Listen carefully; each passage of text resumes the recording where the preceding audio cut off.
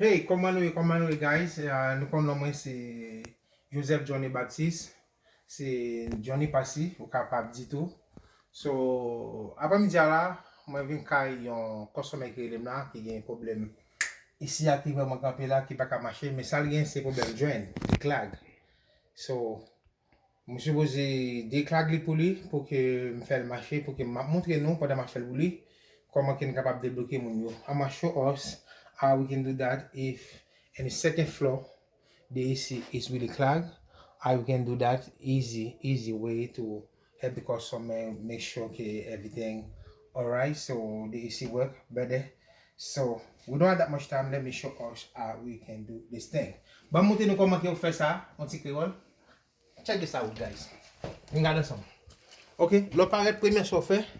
Regardez ça. Regardez flow switch. Ouais, flow switch moi. Il est vraiment joint. Je get a seal déjà. Ouais, trois facteurs là même là. I was really dried out with this. Make sure this is really dry. No water in this flow switch. No water. Okay. After the flow switch, this is the first step. It's not really a big thing for me really open this because I was there maybe a couple weeks ago. It's not really the problem about the drain. Sometimes we need to open the door for we clean up the drain pan from inside. Okay, remember, in the second floor, after you do this thing, you need to go to the drain. So remember what I'm already said, sometimes you need to make sure when you have a new AC and the technician really put it T for you. You know what I mean? That's what it's really do. Changer les nous à mettre AC là kay nous que pour boss cap mettre air conditionné en l'air, on met là que pas côté là kay nous changer pour le mettre un T pour nous voir comment qu'on est capable de jouer. Ça c'est tête là pour boucher. Mais comment ça marche? Voilà. Moi prends anti-Clorox, anti-bleach on met Clorox. You see? Anti-bleach on met Clorox, c'est lit dans ça. Quand ça nous fait nous venir là et dans drain là, nous mettons we just put it right there, bleach or Clorox. We put a little thing like that. You see, it's not that much like that. You see, you just drop it there. Nous vidons en dans ça. Ok? Ok.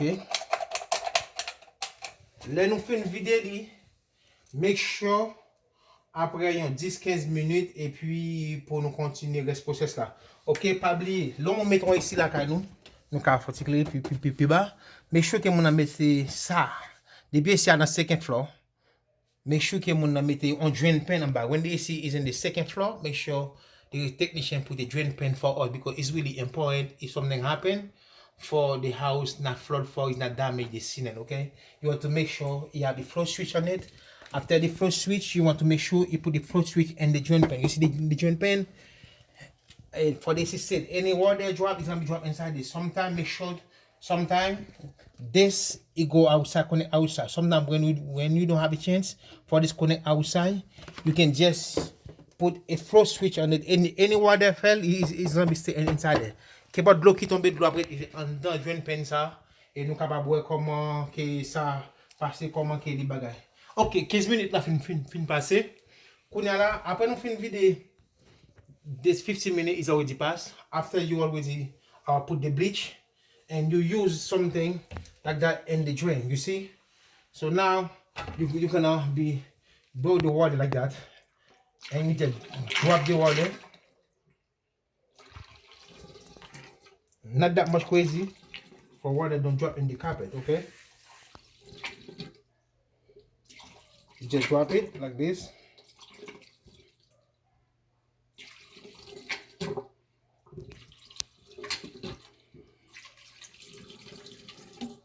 Okay, guys, after we finish do that, so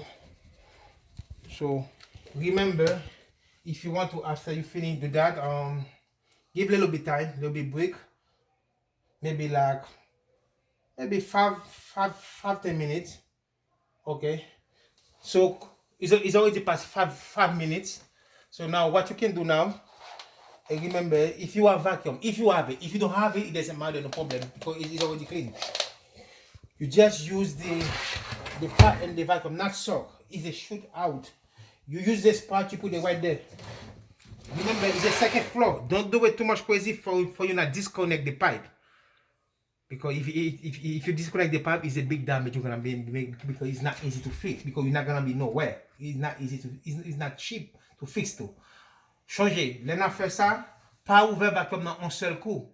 Parce que n'importe bagage qui passe, si pas la déconnecté en dedans, il y a somewhere, en côté, la difficile pour nous joindre. Parce que regardez les SIA à marcher, n'a pas de l'eau dans le mien, on met de l'eau tomber à terre, et dans le deuxième floor, n'a pas de bagage qui passe, normal, n'a pas de mold, gros bagage habiti, il y a un leak dans le joint ça.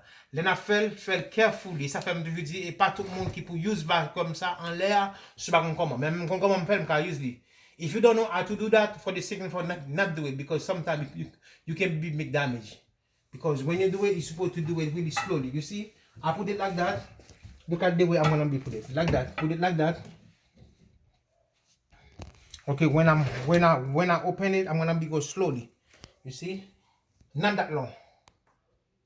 That's it.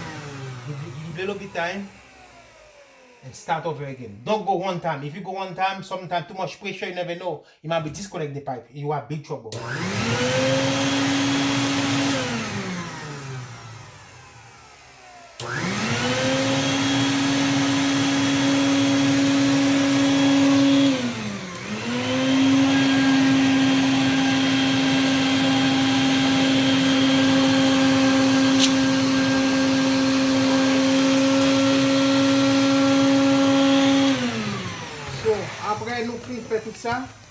After we finish everything, so everything is already finished from this pipe.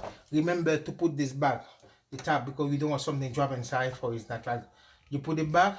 And after, if the drain pan have the water, suck the water or take it out, dry the water, because the water can touch the flow switch. This is a second flow switch for the drain pan. It's the same thing with this. Only one thing is a different brand. C'est même genre ça, flow switch ça y est, ça livre je même voilà ça. Depuis de l'eau a monté en dans plateau ça là, il a campé ici à cause des flow switch ça. Ça c'est drain pan flow switch. OK.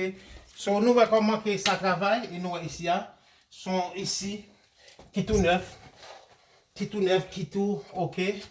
So nous avons rangé pour mettre là, sont ici qui a 2 ans depuis le démonté là. Et le travail ça a été fait. Maybe like 2 years ago. Is it new ici?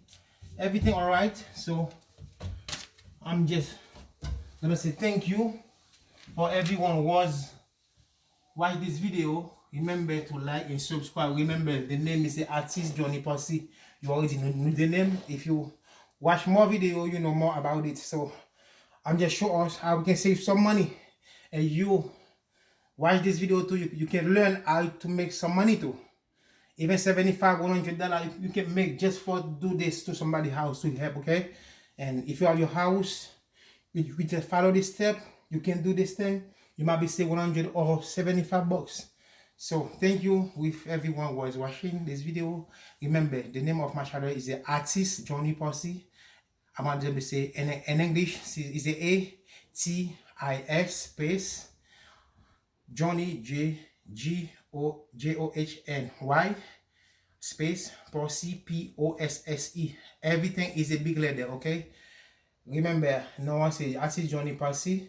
Nous avons comment qu'il est déjà tout bagage c'est à big letter qu'il est. Si nous regardons vidéo nous avons comment nous et plein bagage tout temps expliquer nous.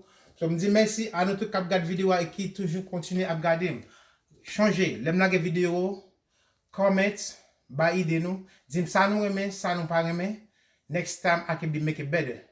Okay? So if you watch my video, maybe something you don't like, or maybe you can't be, just write me down. So let me know what you like or what you don't like for next time I can be make it better. Because my dream is just make sure everybody learn something. Make sure everybody in the same point with me. Everybody learn something. Tout le monde capable apprendre un bagage qui a utilisé pour la qualité, pour qu'à famille, pour qu'à amis, il est capable de faire un petit argent tout. Dis merci à nous tous qui t'ont regardé. So, je envie de faire un petit job là. Je dis nous tous merci. Thank you so much. See you next time. Every week I'll look at something. Remember to like and subscribe and put your comments. See you next time. Thank you so much. Bye bye.